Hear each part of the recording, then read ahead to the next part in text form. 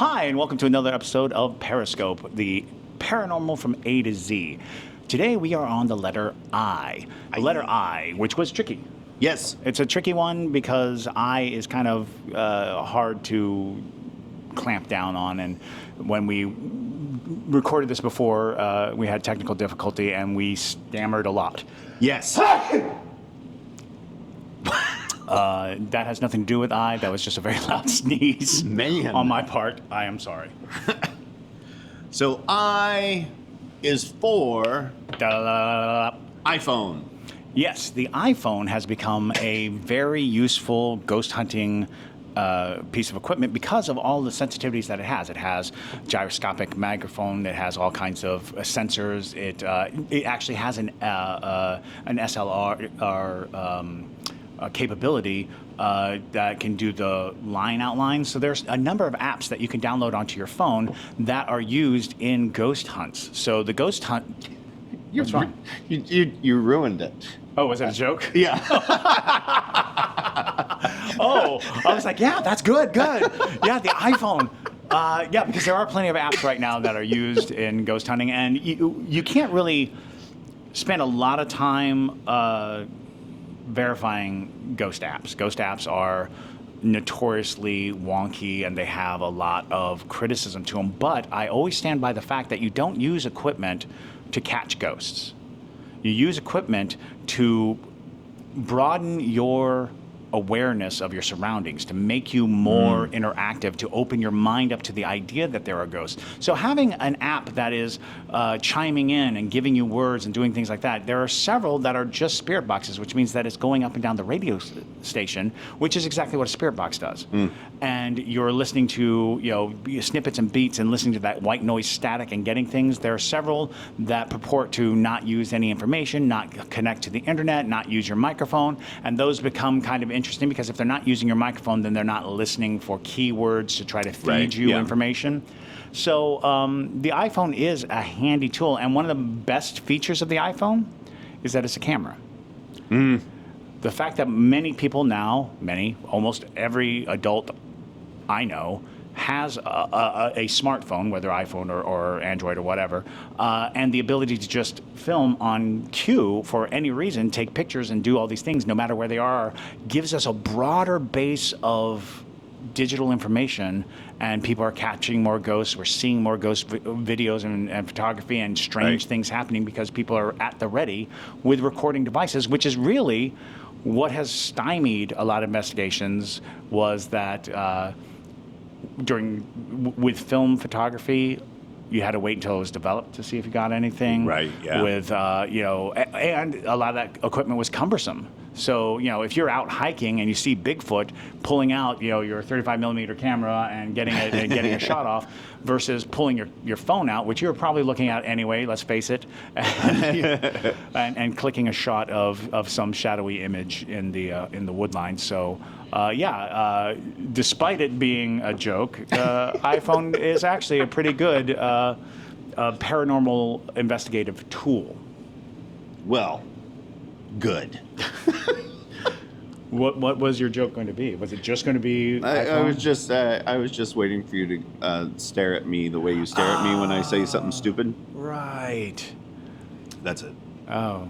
I'm sorry I ruined that. I do enjoy staring at you like you said something stupid. I'm sure it'll come back around. Incubus. So, not the band. Not the band, although where the band got its name. So an incubus is a male succubus. Succubus and incubus. These are sex demons. These are demons that purportedly come in night and give you lustful urges and feelings.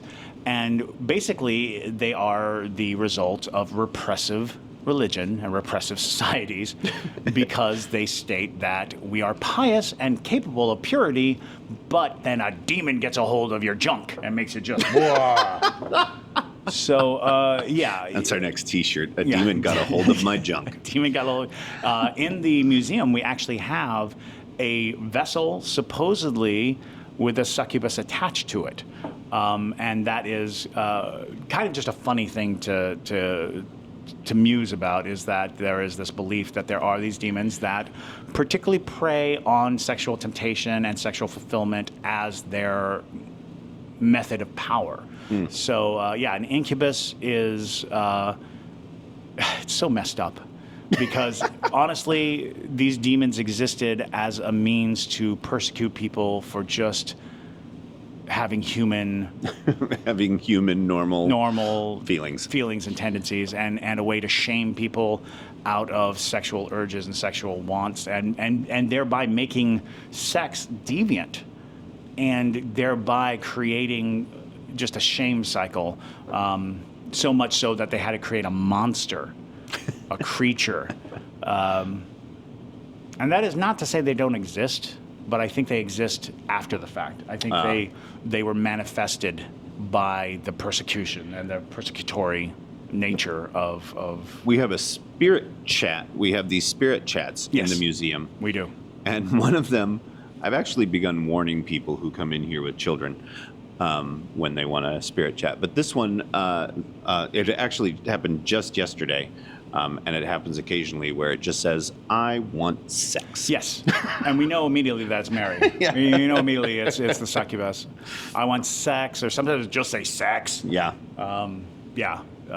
So it's interesting and intriguing, but I do think that an incubus and a succubus, in their individual realms, are personifications of the shame that was leveled against people for having sexual desire. That's intense. Yes, it is intense, and again, I think that they are dangerous. I think they do exist because of it, because they carry with all of that shame, all of that pain, and all of that judgment that fell upon. And speaking of judgment, that brings us to the Inquisition. The Inquisition was probably one of the most horrendous practices of society. It gave pious, righteous people the power to torment, torture, and kill anyone they deemed heretic or heretical, anyone that they deemed to be not pure or in league with the devil. And it was in the Inquisition where witch hunts were just so regular, and so that it was that easy to basically just point to a woman and be like, she's a witch, and then they would torture her until she confessed. And let's face it, you torture a person enough, they'll confess to anything. They'll say whatever it takes. Will get it to stop. And then the reward for confessing was death.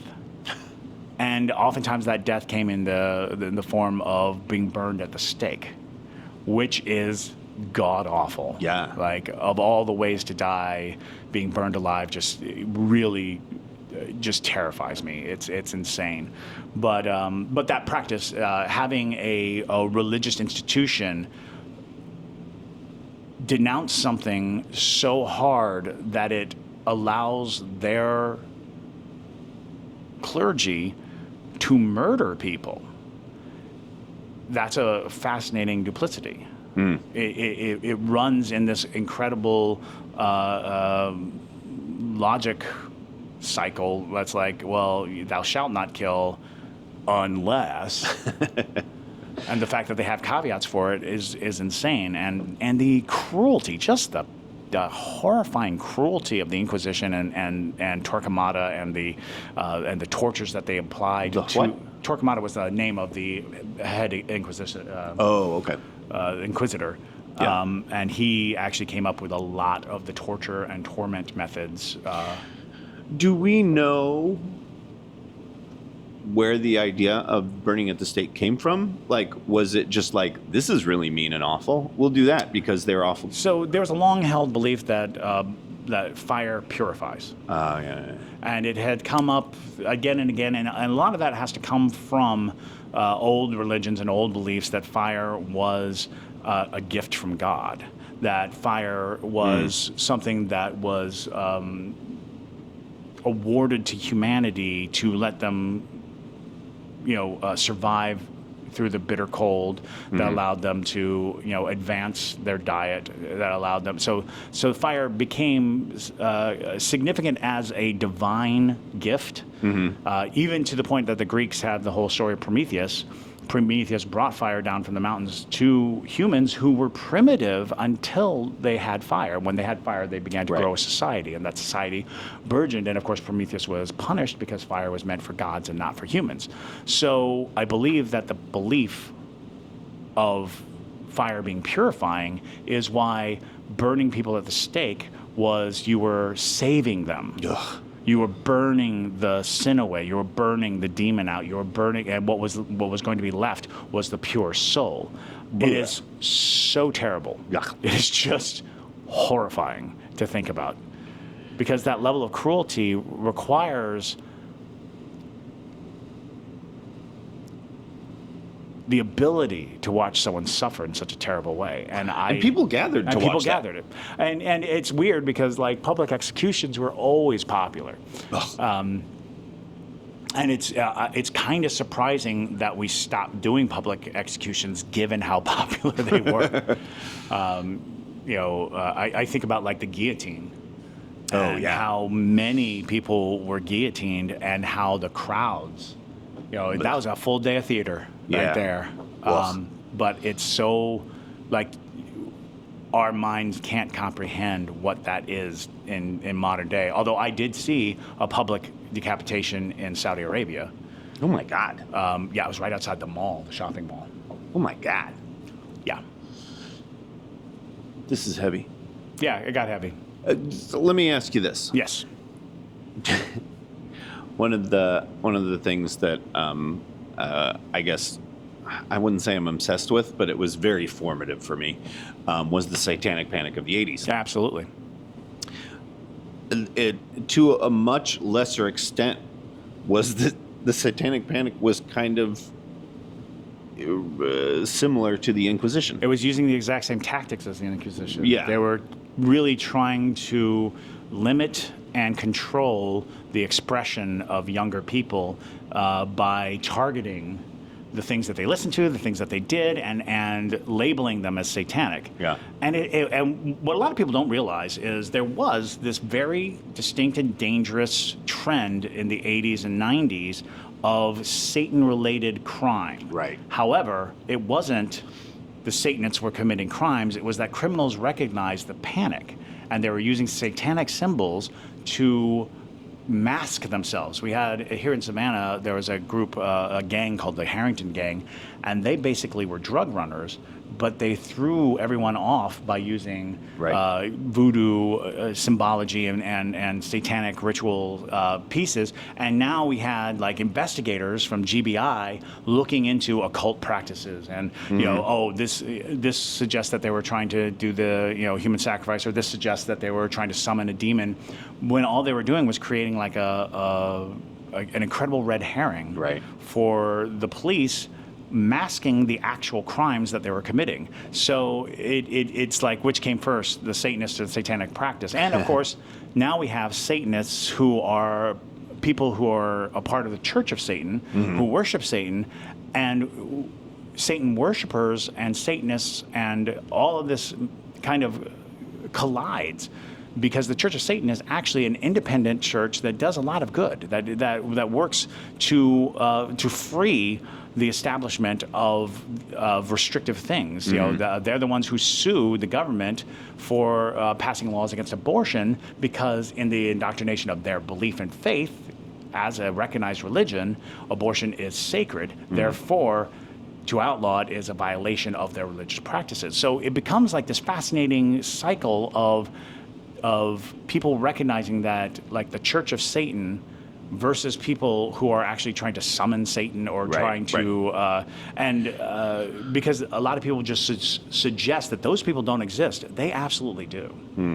There are many people, misguided as they are, or knowledgeable as they are, because it's not my place to decide whether or not they know what they're doing. Right. It's just that the practice of trying to raise Satan is a commonality, and a lot of it is born from a certain sort of ignorance of what happens when you attempt it.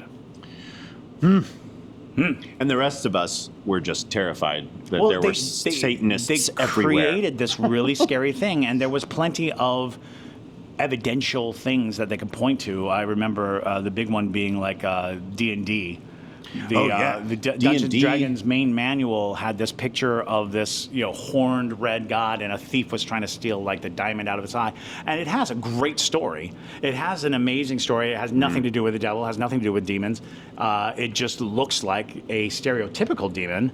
And so people just said, "Oh, well, that's devil worship." Here's a great story. I don't know if that's true.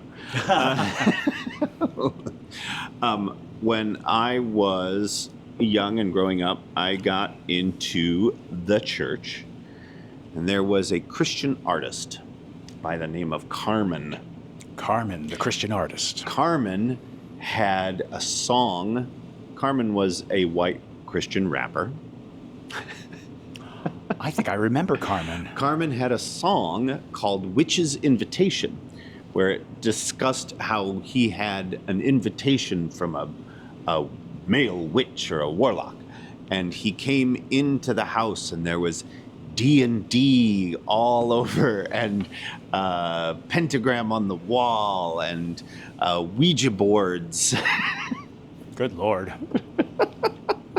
Yeah, and that's a part of the practice. That's a part of the problem, is that it's easy to twist these things into a dangerous situation. We were actually just recently having because we run a paranormal museum. We have a couple of Ouija boards that are purportedly haunted, and the discussion comes up, what do you think of Ouija boards? And it's like, don't do it.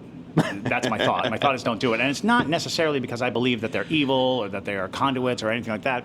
It's because they come with a predisposition in your mind. We've already created this idea in our minds about these things. And while it's innocuous, and while it's a game, and while it's just a piece of cardboard, Right. what it does to you, much like what I was saying about ghost hunting tools, it's about opening your mind. Mm-hmm. And what are you opening your mind to? If in the back of your mind you're thinking that this is leading to something dark, and there's a lot of evidence to the idea, and there's a lot of stories to the idea, and those are stories that were told over and over again, that were given in sharp detail about the threat of using a Ouija board. And so it is just out there. It's a part of our awareness.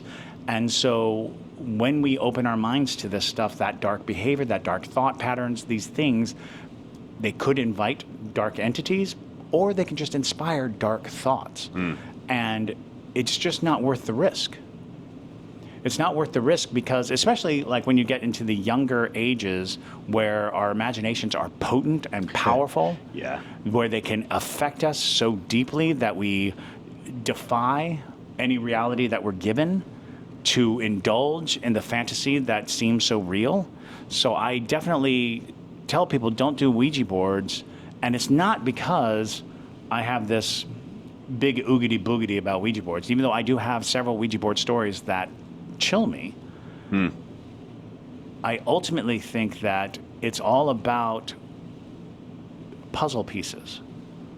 And what is the picture that you're ultimately making when you put this puzzle piece in place? And most people are going to put it in a place of frivolity and fun and joyous, interaction. But every now and then they're going to put it in this dark, shadowy corner, and it's going to possibly cause trouble. And it's just not worth it. Let's save this for O. Yes, we will definitely be touching upon the Ouija board. Well, that's I. That seems like I. Seems like I. Thank you for joining us, and we'll be back at some indeterminate time. We're hoping that we're getting through with our technical glitches. We actually recorded 2 weeks in a row, and both times we had some technical issues. So weird that we have technical issues in a paranormal museum. Yeah, isn't it funny? All right, thank you so much. Bye.